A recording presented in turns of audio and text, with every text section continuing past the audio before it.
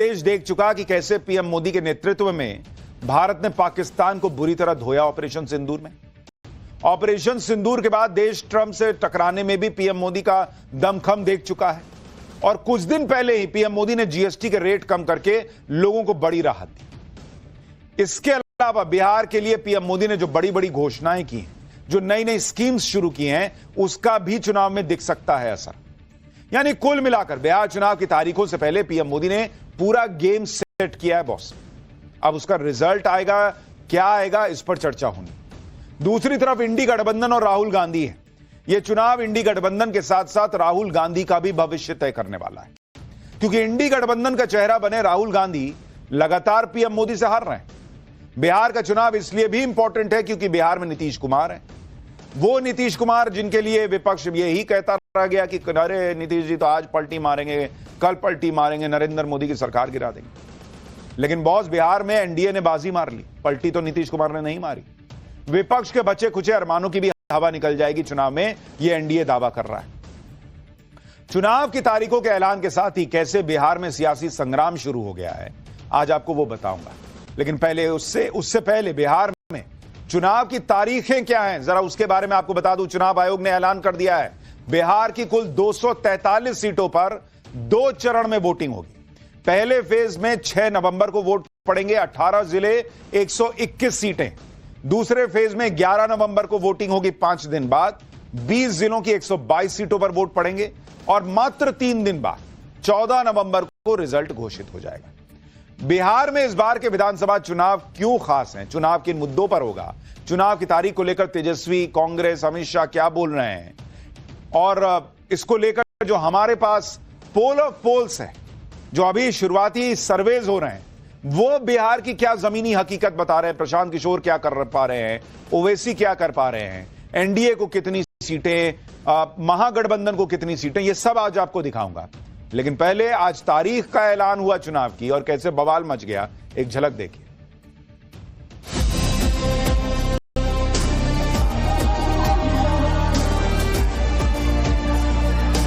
बिहार के चुनाव 2 फेजेस में होंगे। गैजेट नोटिफिकेशन 10 तारीख को आएगा, दूसरे का 13 को।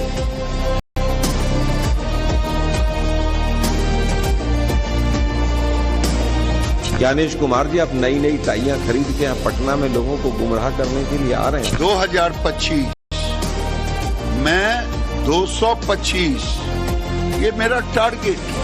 बिहार की जनता को घूस पर ही लोग चाहते हैं वोट लेना। आप अगर अच्छे लोगों के साथ खड़े हैं कि आप गलत भ्रष्टाचारियों, लुटेरों के साथ रहना चाहते हैं, बिहार की जनता को तय करना है।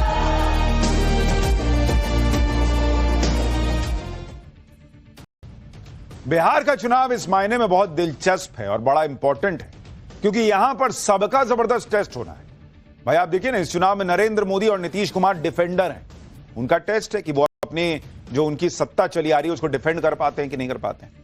राहुल गांधी और तेजस्वी यादव चैलेंजर बने हुए हैं कि हम चैलेंज कर रहे हैं, हटाओ इनको, हम आएंगे सत्ता में। तो उनका टेस्ट है कि चैलेंजर के तौर पर वो क्या कर पा रहे हैं। ओवैसी और प्रशांत किशोर जैसे डिसरप्टर हैं, उनका भी टेस्ट है। जैसे नहीं होता गेम में, आप देखते हैं डिसरप्टर आता है और पूरा सिस्टम हिला देता है, तो ये लोग डिसरप्टर हैं।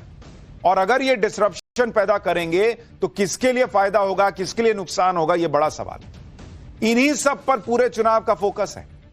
और आप इस बात को देख लीजिए कि पिछली बार बिहार का जो असेंबली इलेक्शन हुआ था वो बहुत क्लोज फाइट वाला इलेक्शन था बॉस। 2020 का अगर आप रिजल्ट देखिए, पहले रिजल्ट देखिए फिर बताऊंगा कि 2020 से इस बार के चुनाव में क्या पलट गया, क्या बदल गया है। लेकिन अगर आप पिछले बार का देखेंगे, ये बिहार का आपको आंकड़ा बता रहा हूं, याद रखिए कि बिहार में पिछली बार बहुत क्लोज फाइट हुई थी। 2020 के इलेक्शन के बारे में आपको बता रहा हूं। पिछली बार टोटल सीट कितनी है बिहार में, 243 सीट की विधानसभा है। और आपको बहुमत के लिए कितना चाहिए होता है, बहुमत के लिए यहां पर आपको 122 सीट चाहिए। तो एनडीए को पिछली बार अगर आप देखेंगे सीट और वोट शेयर,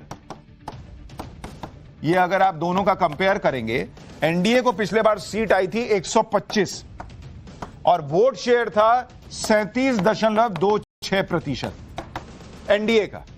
महागठबंधन को अगर आप देखिएगा कि उसकी स्थिति क्या थी, उसमें अगर आप देखिएगा तो 110 सीट आई थी महागठबंधन को और उसका वोट शेयर देखिए 37.23%। मतलब नेक टू नेक इतनी क्लोज फाइट थी और मात्र 0.03% वोट शेयर के अंतर में 15 सीट का फर्क आया और उसी में सरकार बदल गई। और दोनों के बीच अगर आप वोट का अंतर देखिएगा, टोटल वोट जो दोनों को मिला एनडीए और महागठबंधन, वोट का अंतर मात्र 12,000 वोट, मात्र 12,000 वोट के अंतर से सरकार बनी थी एनडीए की बॉस। तो कुछ भी हो सकता है, इसलिए मैंने कहा ना कि इस बार का चुनाव जो है वो बहुत दिलचस्प होने वाला है। अब पिछला चुनाव जो हुआ था और इस बार जो चुनाव हो रहा है, इन 5 सालों में क्या अंतर आया है पहले वो समझिए, फिर आपको बताता हूं कहां क्या खेला हो रहा है। भाई पहली बात, नीतीश कुमार 5 साल में 2 बार पाला बदल चुके हैं। चुनाव जीतने के 2 साल बाद बीजेपी छोड़कर लालू जी के साथ गए, फिर 2 साल के अंदर ही लालू जी को छोड़कर बीजेपी के साथ आ गए। दूसरी बात, बिहार में पिछली बार चिराग पासवान अकेले चुनाव लड़े थे और करीब 40 सीटों पर एनडीए को नुकसान किया था, जिसमें अकेले जेडीयू को 33 सीट पर नुकसान हुआ था। तो ये एक बड़ा चेंज होगा क्योंकि इस बार एलजेपी साथ में लड़ रही है। तीसरी बात, बिहार में इस बार नए प्लेयर प्रशांत किशोर की एंट्री हो गई है। उधर ओवैसी पिछली बार से भी ज्यादा एक्टिव बिहार में दिख रहे हैं। तो भाई अगर उधर आप मान के चल रहे हैं कि एनडीए का जो वोट कटा था चिराग पासवान की वजह से, वो नहीं कटेगा क्योंकि चिराग पासवान इस बार साथ में लड़ रहे हैं। तो भाई लेकिन फिर सवाल है प्रशांत किशोर किसका वोट काटेंगे, और उधर ओवैसी महागठबंधन के मुस्लिम वोट काटेंगे कि नहीं काटेंगे। आप सुनिए बिहार चुनाव को लेकर ओवैसी और प्रशांत किशोर जैसे जो प्लेयर्स हैं, जिनको अभी लोग कह रहे हैं कि अरे ये तो डिसरप्टर हैं, वो क्या क्या कह रहे हैं, कैसे असदुद्दीन ओवैसी खुला मुस्लिम कार्ड खेल रहे हैं, इमोशनल कार्ड खेल रहे हैं। एक बार सुनिए जरा, फिर आगे की बात बताता हूं। देखो, यादवों का नेता, हर समाज का, ठाकुरों का, ब्राह्मण भाइयों का नेता है, भूमियारों का नेता है, ईबीसी का नेता है, पसमानदा तबकात का नेता है, मांझी का नेता है, पासवान का नेता है, अरे सबका नेता है। अगर किसी का नेता नहीं है तो बिहार में 19% मुसलमानों का नेता नहीं है। भाजपा के लोग कई चरणों में चुनाव इसलिए कराते थे ताकि ज्यादा से ज्यादा मोदी जी आए और प्रचार करें, ये ऐसी सोच रही है उनकी। मैं भी उस दल के साथ काम मैंने किया है और हम लोग जानते हैं, इसीलिए ऐसे 8-8, 9-9 चरण में चुनाव कराए जाते थे कि ज्यादा से ज्यादा मोदी जी की सभाएं हो सके। अब कहीं न कहीं भाजपा ने भी मान लिया है कि भैया मोदी जी कितना भी सभा कर ले, उससे परिणाम बदलने वाला नहीं है। इससे अच्छा है भैया 2 ही चरण में कराकर खत्म करो। ओवैसी और प्रशांत किशोर जैसे एक्स्ट्रा प्लेयर क्या कह रहे हैं, पिछले चुनाव से अब तक के चुनाव में बिहार में क्या बदला है वो तो आपने देख लिया। लेकिन अब बिहार का चुनाव जिस माहौल में हो रहा है वो भी आपको ध्यान में रखना होगा। 5 महीने पहले ही ऑपरेशन सिंदूर हुआ, 15 दिन पहले जीएसटी रिफॉर्म हुआ है, एसआईआर की प्रक्रिया के बाद यह चुनाव होने जा रहा है। तो इसलिए मैं कह रहा हूं कि बिहार चुनाव जो है बवाल मचा। चुनाव आयोग विपक्ष के निशाने पर रहा, मामला सुप्रीम कोर्ट तक गया। इसलिए बिहार में चुनाव की तैयारी को लेकर चुनाव आयोग ने भी अपनी तैयारियां पुख्ता की। चुनाव आयोग कह रहा है कि वोटर वेरिफिकेशन के बाद बिहार के कुल 7,43,00,000 मतदाता हैं। इसमें से 14 लाख फर्स्ट टाइम वोटर हैं। पोलिंग बूथ पर लंबी लाइन ना हो, इसके लिए हर पोलिंग बूथ पर 1200 मतदाता की संख्या तय कर दी गई है कि उससे ज्यादा एक पोलिंग बूथ पर मतदाता होगा ही नहीं। बिहार में कुल 90,712 पोलिंग बूथ होंगे। हर बूथ पर औसत 818 वोटर का अनुमान है। मतदाता पोलिंग बूथ तक मोबाइल ले जा सकेंगे। पोलिंग बूथ के बाहर ही मोबाइल जमा करने की सुविधा मिलेगी। ईवीएम में उम्मीदवारों की कलर्ड फोटो लगी होगी। बिहार के चुनाव को ज्यादा पारदर्शी बनाने के लिए पहली बार हर सीट के लिए एक ऑब्जर्वर की नियुक्ति होगी। ये वरिष्ठ आईपीएस अधिकारी होंगे जो बिहार से बाहर के होंगे। इसके अलावा हर जिले में एक पुलिस ऑब्जर्वर की भी नियुक्ति होगी। चुनाव आयोग ने यह भी कहा है कि लोग उम्मीदवारों के नॉमिनेशन पेपर फाइल करने के 10 दिन पहले तक भी अपने नाम वोटर लिस्ट में जुड़वा सकते हैं। लेकिन कांग्रेस ने चुनाव की तारीखों के ऐलान के साथ ही चुनाव आयोग को घेर लिया। आरोप लगा दिया कि बिहार सरकार और उनके मंत्रियों को लेकर तमाम खुलासे हुए, लेकिन चुनाव आयोग ने संज्ञान ही नहीं लिया। कांग्रेस ने बिहार के डिप्टी सीएम की शिक्षा को लेकर उठ रहे सवालों पर चुनाव आयोग को खरी खोटी सुना दी। सुनिए चुनाव आयोग के ऐलान के बीच कांग्रेस क्या कह रही है। इलेक्शन कमीशन जिसके ऊपर अभी बार बार वोट चोरी के और भाजपा के पिट्ठू बनने के आरोप लग रहे हैं, ज्ञानेश कुमार जी आप नई नई टाइयां खरीद के यहां पटना में लोगों को गुमराह करने के लिए आ रहे हैं। नए सूट वूट होके पहन के आ रहे हैं आप सम्राट चौधरी पर एक्शन कब लेंगे? मुरठा वाले मंत्री पर उनका ये नहीं पता वो 7वीं फेल हैं 8वीं पास हैं। इधर कांग्रेस चुनाव आयोग पर हमलावर है, उधर चुनाव आयोग ने विपक्ष की एक बड़ी मांग को पूरा कर दिया। साल 2024 में जब लोकसभा चुनाव ऐलान हुआ था, तब विपक्ष ने चुनाव आयोग के सामने यह मांग रखी थी कि ईवीएम वोटर्स की फाइनल काउंटिंग से पहले पोस्टल बैलेट की काउंटिंग हो जानी चाहिए। साल 2024 में चुनाव आयोग ने विपक्ष की इस मांग को यह कहकर खारिज कर दिया कि चुनाव के बीच में चुनावी प्रक्रिया नहीं बदली जा सकती बॉस। लेकिन अब चुनाव आयोग ने यह तय कर दिया है कि ईवीएम वोटर्स के लास्ट राउंड की काउंटिंग से पहले पोस्टल बैलेट की काउंटिंग को पूरा करना जरूरी होगा। पोस्टल बैलेट मतलब डाक के मतपत्रों की गिनती। जो लोग किसी वजह से पोलिंग बूथ पर आकर वोट नहीं डाल पाते, सरकारी कर्मचारी हो गए वगैरह वगैरह, वो पोस्टल बैलेट का इस्तेमाल करके वोट डालते हैं। सैनिक, पुलिसकर्मी, चुनावी ड्यूटी में लगे हुए जो लोग हैं, उनके वोट पोस्टल बैलेट से आते हैं। तो पहले क्या होता था कि पोस्टल पहले गिना गया, उसके बाद जो है वो ईवीएम खुला, और कई बार ऐसा होता था कि पोस्टल बैलेट गिनते जा रहे हैं, ईवीएम की काउंटिंग खत्म भी हो गई। अब यह है कि लास्ट राउंड का जो ईवीएम का वोट है वो तभी गिना जाएगा जब पोस्टल बैलेट की गिनती पूरी हो जाएगी। बिहार चुनाव की तारीखें आने के साथ ही सारी पार्टियां अपने अपने जीत के दावे भी ठोक रही हैं, नए नए नारे लॉन्च हो रहे हैं। बीजेपी कह रही है कि बिहार में जारी रहेगी विकास की तेज रफ्तार, 14 नवंबर को फिर एक बार एनडीए सरकार। गृह मंत्री अमित शाह ने कहा कि पूरा विश्वास है बिहार की जनता इस बार भी विकास की राजनीति को चुनेगी। तेजस्वी यादव कह रहे हैं कि सिर्फ तारीखों का ऐलान नहीं बल्कि उत्सव की शुरुआत है।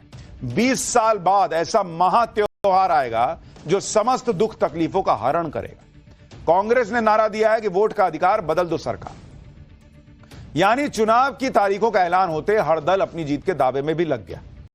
अभी तक यही लोग कह रहे थे कि वोट चोरी हो गया है, अब ये जीत का दावा कर रहे हैं। कल को जीत गए तो गुड, अगर हार गए तो फिर बैड हो जाएगा कि देखिए हम तो कह ही थे कि वोट चोरी हुआ है। अब नहीं कर रहे वोट चोरी, अभी नहीं कर रहे हैं, अभी तो जीत का दावा ठोक रहे हैं। बीजेपी की तरफ से केंद्रीय मंत्री गिरिराज सिंह ने सीटों का नंबर भी बता दिया है। गिरिराज सिंह ने कहा कि एनडीए बिहार में 243 सीटों में से 225 सीट जीतेगा। एनडीए सुनिए बीजेपी और कांग्रेस के नेताओं के दावे, फिर मैं आपको बताता हूं कि जो ओपिनियन पोल्स आ रहे हैं वो क्या दावा कर रहे हैं। 2025 में 225 ये मेरा टारगेट है और ये टारगेट हम पूरा करेंगे। बिहार की जनता इन्हें नकार चुकी है। 2010 में जैसे ये 20-22 सीट पर अटक गए थे उससे भी कम जाएंगे। जिस तरह से राहुल गांधी जी लगभग 1 साल से बिहार में एक्टिव है और खुद सड़कों पे उतरे हैं, तो लोग भी बहुत उम्मीद से कांग्रेस को भी देख रहे हैं, महागठबंधन को देख रहे हैं। शिक्षा चिकित्सा सब बर्बाद हो चुका है। चूहा पुल गिरा देता है, बांध काट देता है, चूहा शराब लीटरें पी जाता है। जहां बालिका गृह जैसे कांड हुए, जहां पेपर लीक हुआ, जहां कोई कार्रवाई नहीं की गई, जहां के मुख्यमंत्री अचेत अवस्था में है। अब बिहार के लोगों ने ठाना है और 20 साल से अब ये मौका मिला है बिहार के लोगों को कि अब बिहार को बदलें, इस सरकार को बदलें। जीत के दावे अपनी जगह है, लेकिन बिहार की असली चुनावी हकीकत क्या है, किसका पलड़ा भारी है, यह भी समझना जरूरी है। खास तौर पर उन फैसलों पर ध्यान देना जरूरी है जो फैसले इस चुनाव में गेम चेंजर साबित हो सकते हैं। नरेंद्र मोदी और नीतीश कुमार की जोड़ी के 3 फैसले बिहार में बहुत चर्चा में बॉस, उनको गेम चेंजर बताया जा रहा है। जैसे बिहार की करीब 1 करोड़ महिलाओं को 10-10 हजार रुपए देना। इस योजना के तहत बिहार की महिलाओं को रोजगार चलाने के लिए आर्थिक मदद दी जा रही है। यह नहीं कि वो दूसरा वाला मॉडल खटाखट वाला कि अरे सब क्या अकाउंट में डाल देंगे, नहीं, रोजगार के लिए 10-10 हजार रुपया महिलाओं के खाते में दिया जा रहा है। और जो अच्छा करेगा रोजगार, जिसका बेहतर चलने लगेगा, उसको और आर्थिक मदद की जरूरत होगी तो वो दिया जाएगा। तो ये एक बड़ा फैसला। दूसरा, 20 से 25 साल के बेरोजगार युवाओं को हर महीने 1-1 हजार रुपए देना। इसके तहत 5 लाख युवा लाभार्थियों को आर्थिक मदद मिलेगी। बिहार में 25 साल से कम उम्र के युवा करीब 57% हैं, 57%, जो पूरे देश में सबसे ज्यादा है। बिहार के बुजुर्गों, दिव्यांगों और विधवा महिलाओं की सोशल सिक्योरिटी पेंशन को 400 रुपए से बढ़ाकर सीधे 1100 रुपए कर दिया गया है। इस योजना से 1 करोड़ से ज्यादा लोगों को फायदा पहुंच रहा है। यानी आप देखिए कि अगर इन 3 योजनाओं की ही बात कर लीजिए तो महिला, युवा, बुजुर्ग तीनों इसमें कवर हो गए। यह राहुल गांधी और तेजस्वी के लिए बड़ा चैलेंज है कि इंडी गठबंधन नरेंद्र मोदी के इन फैसलों के सामने कैसे टिकेगा। इतना ही नहीं, आज चुनाव की तारीख के ऐलान और आचार संहिता के लागू होने से पहले तक भी बिहार सरकार ने बड़े बड़े काम निपटा दिए। आज नीतीश कुमार ने बिहार की 21 लाख महिलाओं के खाते में 10-10